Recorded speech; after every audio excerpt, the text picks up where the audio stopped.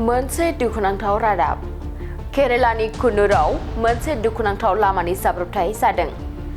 गथ'फोरजों बुंफबनाय गंसे फरायसालिनि बासआ हरखाबै बेलथायदों। बे जाब्रबथायाव सासे हिनजावसा गथ'नि जिउ गोमायो आरो सा 13 सुबुंफोरा जोखोम जायो। सुलुंनि बायदिब्ला गंसे स्कुल बासआ गोख्रैथिजों खारलांबाय थानाय समावनो हरखाबै बेलथायो आरो बेलथायनायनि उनाव फरायसालिनि बासआ गुबुन लामायाव गोग्लैहैदों। खाफाला मोजांदि गुबुन लामायाव रावबो गिदिर गारि फैयाखैमोन, नङाब्ला जाब्रबथाया गिदिर महर लानो हागौमोन। बबेखानि बे जाथायाव सासे 11 बोसोर बैसोनि फरायसाया जिउ गोमायो। खौरां बिजोंनि रिपर्टनि बायदिब्ला गंसे फरायसालि बासआ बेलथायनायनि जाहोनाव सासे 5 थाखोनि फरायसाया जिउ गोमायो।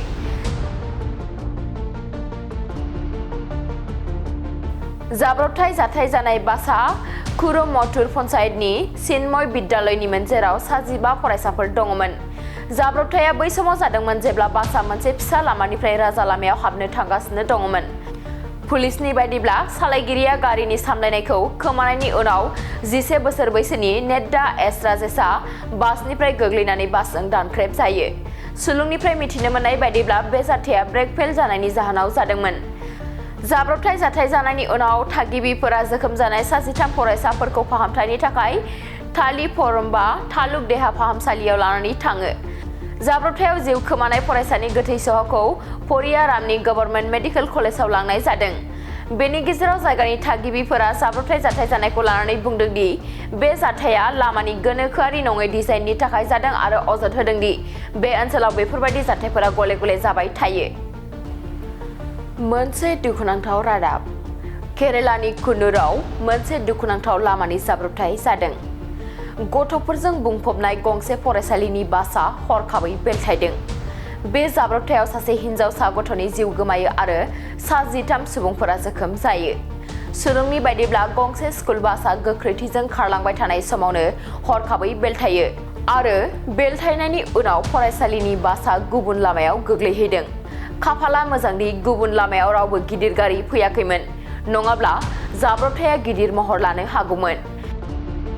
बबेखानि बे जाथायाव सासे 11 बोसोर बैसोनि फरायसाया जिउ गोमायो। खौरां बिजोंनि रिपर्टनि बायदिब्ला गंसे फरायसालि बासआ बेलथायनायनि जाहोनाव सासे 5 थाखोनि फरायसाया जिउ गोमायो।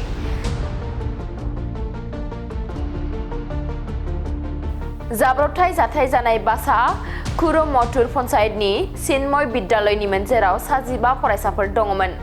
जाब्रबथाया बै समाव जादोंमोन जेब्ला बासआ मोनसे फिसा लामानिफ्राय राजा लामायाव हाबनो थांगासिनो दङमोन। पुलिसनि बायदिब्ला सालायगिरिया गारिनि सामलायनायखौ खोमानायनि उनाव 11 बोसोर बैसोनि नेड्डा एस राजेशआ बासनिफ्राय गोग्लैनानै बासजों दानख्रेब जायो। सुलुंनिफ्राय मिथिनो मोननाय बायदिब्ला बे जाथाया ब्रेक फेल जानायनि जाहोनाव जादोंमोन। जाब्रबथाय जाथाय जानायनि उनाव थागिबिफोरा जोखोम जानाय सा 13 फरायसाफोरखौ फाहामथायनि थाखाय थालिफरम्बा तालुक देहा फाहामसालियाव लानानै थाङो।